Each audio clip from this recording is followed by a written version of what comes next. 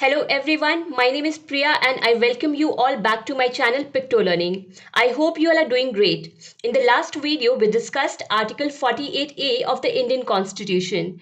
If you haven't seen that video yet, then the link is given in the description box. Now, monuments play a very important role in preserving the rich cultural heritage and history of India. Monuments were built to mark an important occasion of events in history. They are important symbols of different periods in India's history, and that is the reason why India is such an exciting country to explore. It has wonders like Taj Mahal, Agra Fort, Charminar, Qutub Minar, Konark Sun Temple, Gateway of India, India Gate, Ajanta and Ellora Caves, Hawa Mahal, Victoria Memorial, Sachi Stupa, and a lot more. Moving ahead in our series, today we will be discussing about Article 49. Article 49 talks about protection of monuments and places and objects of national importance. This article comes under liberal intellectual principles. The provision of Article 49 says that it shall be the obligation of the state to protect every monument or place or object of artistic or historic interest declared by or under law made by Parliament to be of national importance from spoliation, disfigurement, destruction, removal, disposal, or export as the case may be. These are the actual words written in the Indian Constitution. Let us understand this in simple words. This article wants to say that it will be the obligatory responsibility of state or the authorities of state to protect our cultural heritage like any monument or place or object which has any artistic value or historical value and by law whose national importance has been declared by the parliament. And these directions have been given to the states so that these monuments, places or objects can be protected from spoliation, disfigurement, destruction, removal, disposal or export or any of the case depending on the actual situation. Okay? Spoliation means plunder, action done to ruin or spoil that area or monument. Disfigurement means making any physical change or changing the appearance. Destruction, you all know, action of destroying something like breaking or collapsing any monument. Removal means suppose there is a statue of a famous person, people who follow or like that person will not have any problem. But there will be some people who do not like that person. Then they would definitely want that person's statue to be removed from there. Disposal means discarding and export means act of selling something. So all these words sound similar, but all these words have been inserted in this article so that there is no scope for tampering with any monument, place or object. Now you should know one thing that this part of Article 49, that is declared by or under law made by Parliament, this part was not earlier in Article 49. It was added later in this article by 7th Constitutional Amendment Act of 1956. Now the subject of monuments, place, objects, museums, libraries or any historical sites etc. is mentioned not in one list but in all the three lists. That is in Union list, in state list as well as in the concurrent list. Let us see once what has been written in these three lists related to this subject.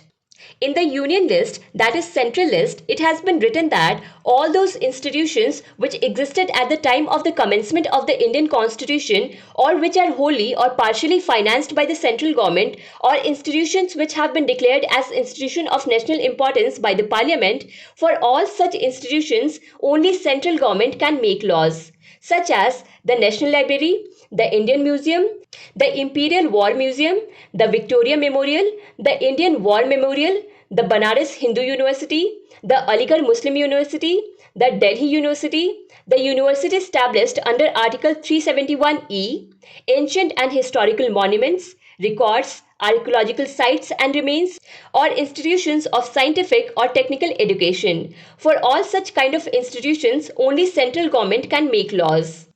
In the state list, it has been written that all those institutions which are controlled or financed by the state government, such as libraries, museums, ancient and historical monuments, records, etc., for all such institutions, only state government can make laws, except those institutions which have been mentioned in the union list.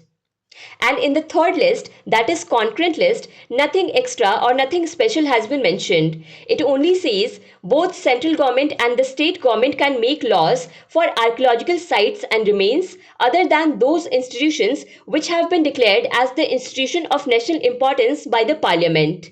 Because for those institutions, only central government can make laws, not the state government. So this is what is mentioned in all these three lists. Now, which date is referred to as the commencement of the Indian Constitution? The date is 26 January 1950, right? Now, one more question might appear in your mind here, and that is, in the Union list, why here Article 371E has been mentioned? Here you can see it is written, only Parliament has power to make laws for the university established in pursuance of Article 371E. Let us understand this in little short so that you don't have any confusion, at least in this article. So look, in this particular article, that is 371E, it has been talked about establishment of Central University in Andhra Pradesh. But why only Andhra Pradesh? Let's try to understand that. Article 370 and Article 371. These two articles have been such in our Indian Constitution which provide special provision to some particular states.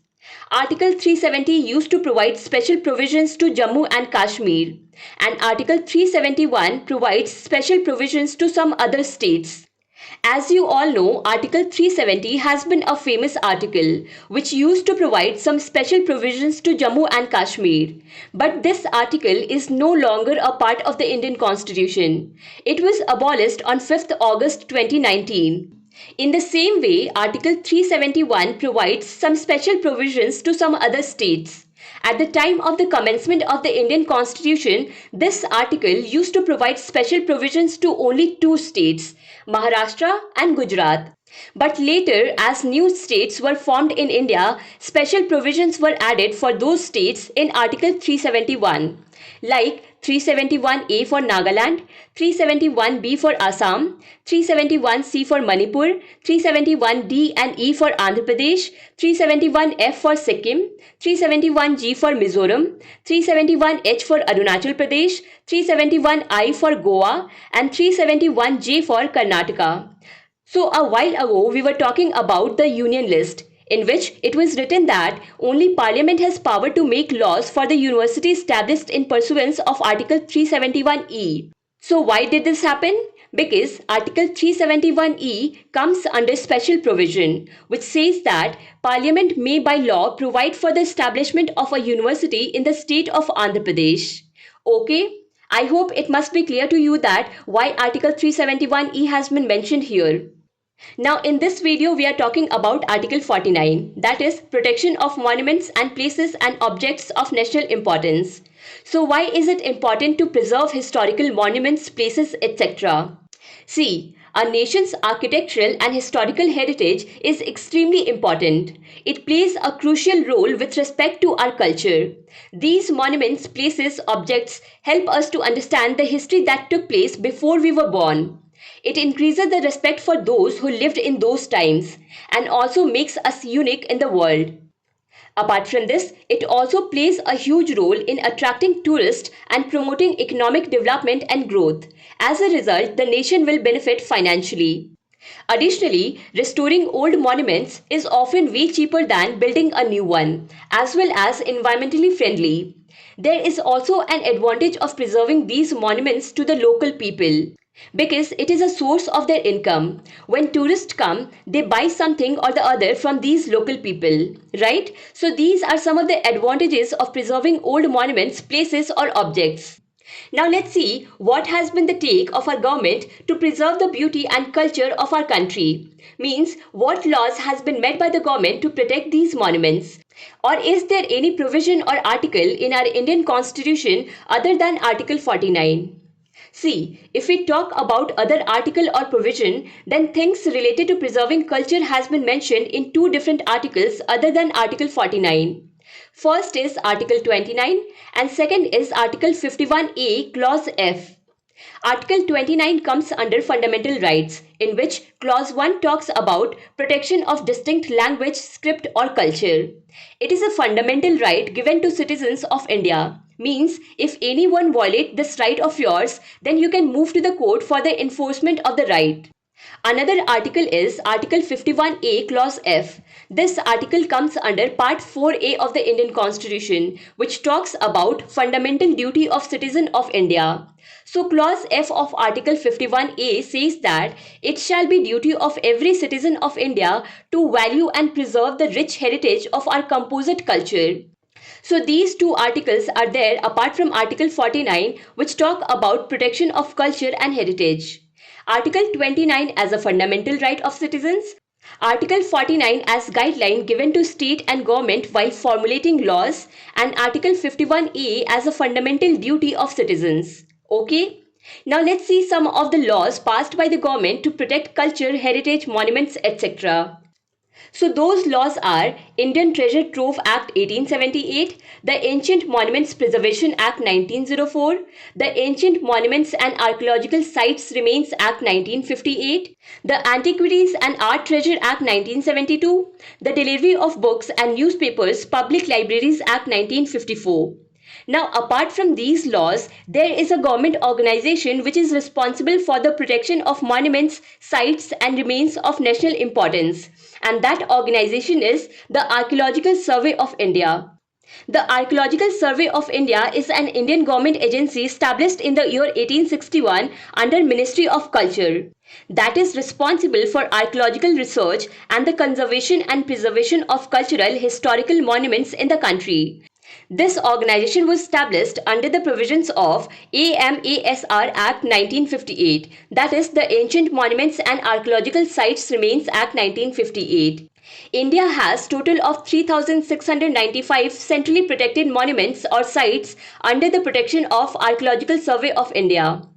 Apart from the Archaeological Survey of India, there is a statutory body called National Monuments Authority under Ministry of Culture, which was established in the year 2010 under the provisions of the Ancient Monuments and Archaeological Sites Remains Amendment and Validation Act 2010 for the protection and preservation of monuments and sites through management of the prohibited and regulated areas around the centrally protected monuments. Apart from this, we should also talk about UNESCO, that is United Nations Educational, Scientific and Cultural Organization, which was established in the year 1945, which aimed at promoting world peace and security through international cooperation in education, arts, sciences and culture. In the year 1972, a convention was adopted by UNESCO. Convention is basically a kind of agreement done between different countries. This convention is known by the name of UNESCO World Heritage Convention. The purpose of this convention was to preserve the world's diverse heritage and cultural sites for the upcoming generations. Among all the countries, India comes at 6th position in the ranking of UNESCO World Heritage Sites. At present, there are 40 UNESCO recognized World Heritage Sites in India. And here is the list. So these were the details related to Article 49 of the Indian Constitution. I hope you must have found this video informative. So that's all for today from my side. I'll see you again in the next video. Till then, thank you so much for watching Picto Learning.